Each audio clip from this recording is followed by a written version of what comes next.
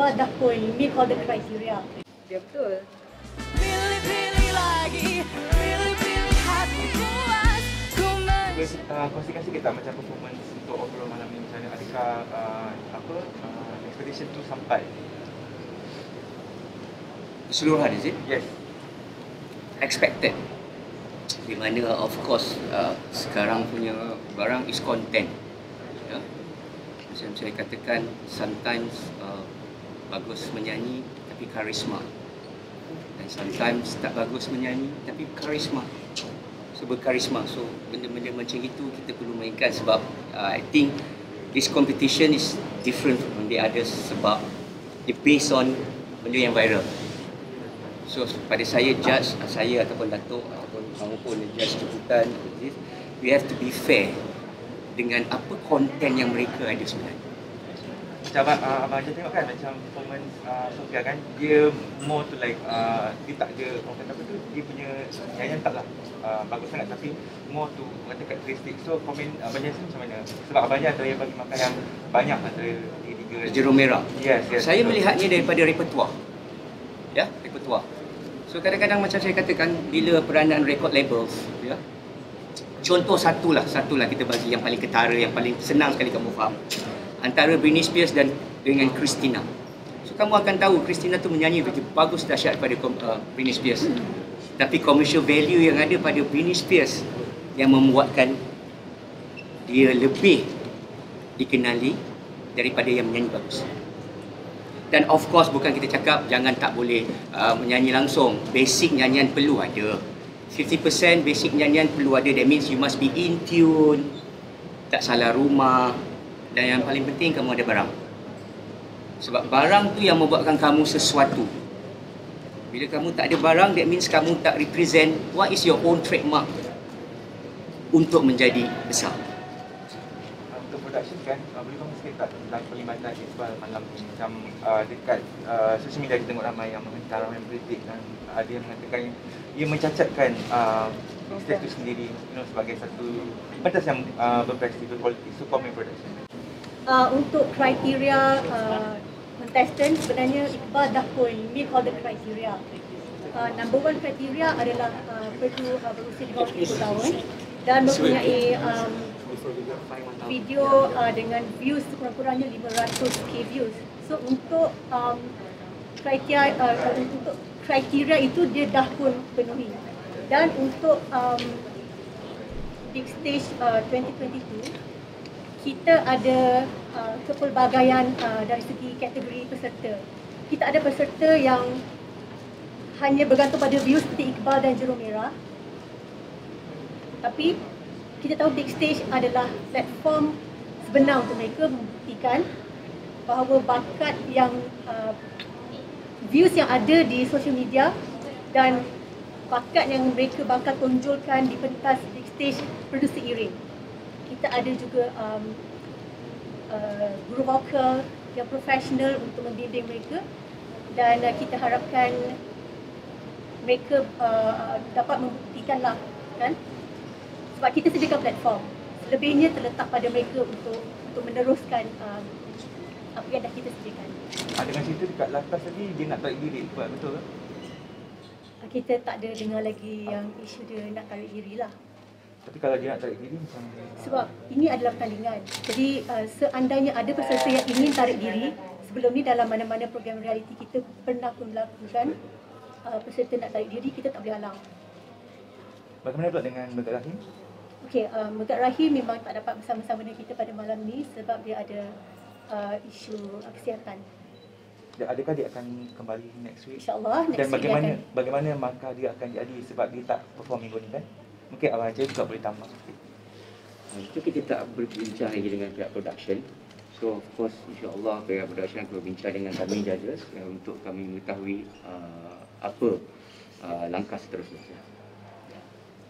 Kalau macam daripada Datuk Sri juga pula, macam ramai juga yang komen dekat social media kata macam kenapa pilih Datuk Sri Vida sebagai presiden netizen.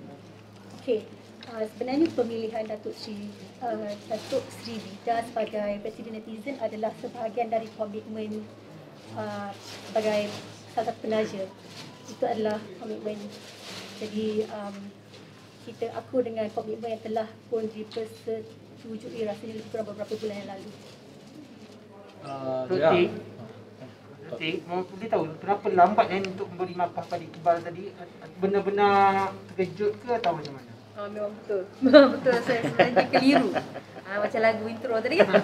Keliru. Badi keliru, betul. Betul, saya macam dia betul. Tapi macam saya katalah, lepas saya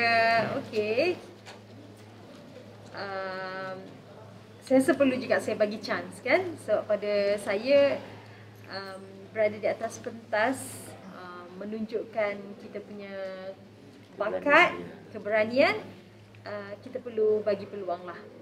So lah, saya bagi markah dengan apa yang saya rasakan lah pada persembahan dia. Dia pun mungkin saya rasa dia pun reda je lah. Dia pun sebenarnya menyanyi, orang boleh menyanyi, tapi ada kelemahan-kelemahan yang dia kena belajar banyak di pentas big stage kan. Kalau betul-betul dia nak serius, kita tak tahulah. Kalau dia betul-betul kan mungkin dia jadi lebih baik daripada yang lain.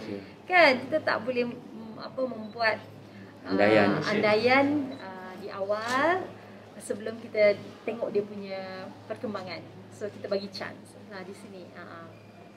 KR, sasaran big stage untuk 2022 ni bagaimana daripada pihak tenaga produksi sendiri yang for the next sasaran maksud daripada segi viewer dan juga kalau kita nampak pada hari ni kan kualiti peserta-peserta pun nampak macam suram juga.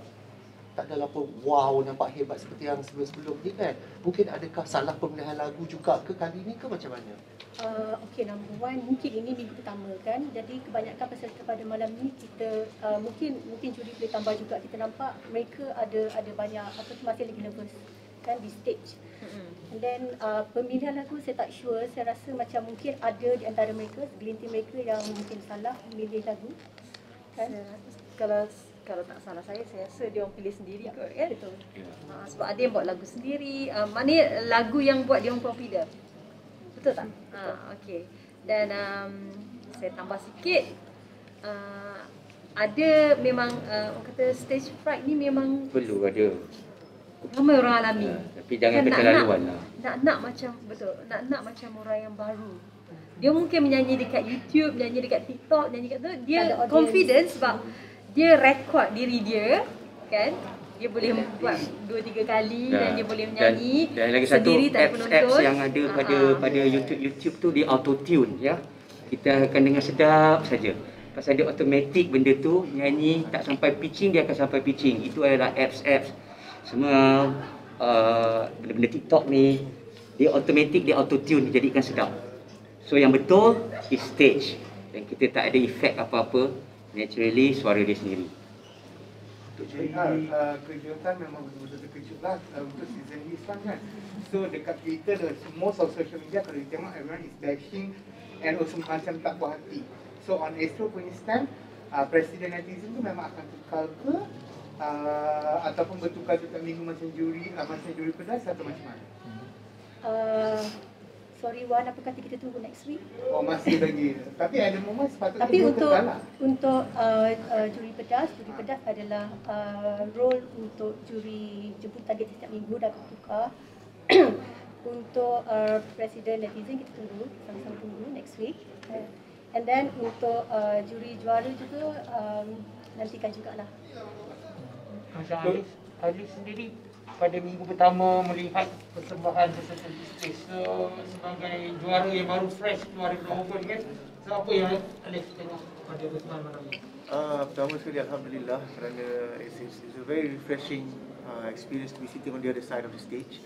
Dan bila saya tengok semua peserta buat persembahan, I can almost flashback waktu saya mula-mula masuk minggu pertama, minggu kedua. And I understand the issue with stage fright, nervous. Macam tadi Ajay kata ada, you know, sometimes we're not all of them dah terbiasa. Ada yang macam nyanyi dekat apps dan sebagainya. I respect the hustle. Tapi apabila di atas pentas tu kadang-kadang benda tu boleh mengganggu lah persembahan. So by all in all, I think I had a very enjoyable night. to see semua yang bakal-bakal pelapis industri tanah air, masya-Allah.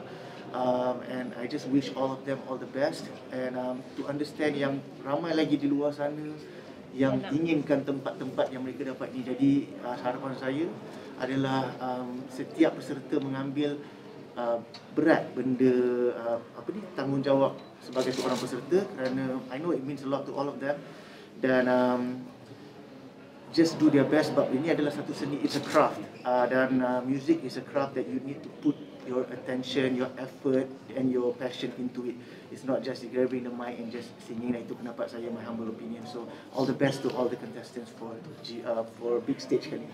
Tapi Alif apabila macam yalah Alif baru lepas diadili, lepas tu kemudian mengadili orang, ada yang macam mengatakan macam perlukah Alif berada di sini. So macam mungkin Alif boleh baik, okey. Pertama sekali alhamdulillah, terima kasih juga kepada tim Big Stage kerana memberi Alif peluang untuk duduk di kursi dengan sebaris dengan panel juri yang masya-Allah. You know, I'm not just saying this, I'm inspired by them all the time. Dan Alif rasa the angle that I am in is to be macam elder brother lah. Sebab Alif, I mean I can still remember how I went through and my friends during GB, sewaktu belakang pentas and the preparation. It takes a lot from everyone, I understand. Dan Alif rasa tempat Alif adalah Alif ingin memberi based on experience apa yang Alif lalui dengan kawan-kawan Alif dahulu, dan I'm sure some of them are going through the same, dan apa yang boleh diperlakukan untuk improve lah benda tu, improve the whole situation kalau stage fright ke apa ke. So I think I'm just giving out advice from experience lah, insyaAllah.